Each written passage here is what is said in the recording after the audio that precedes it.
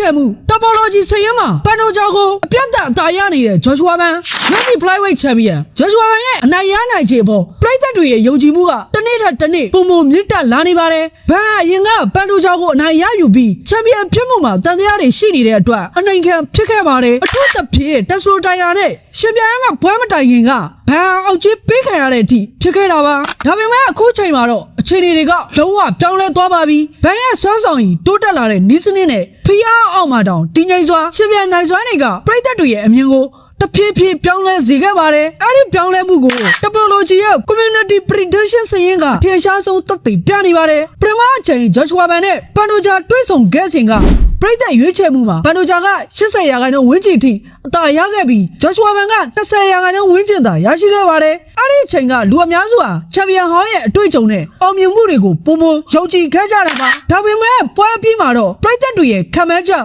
မှားရွေးနိုင်ကြောင်းကို Joshua Ban ကသက်သေပြခဲ့ပါတယ်။အခုနောက်ပိုင်းမှာဘန်ရဲ့တန်ဖိုးနဲ့ယုံကြည်မှုကတိတိတတ်တာမြင့်တက်လာခဲ့ပြီးလာမယ့်မချေပွဲအတွက် Topology Community Prediction မှာတော့Joshua Ban က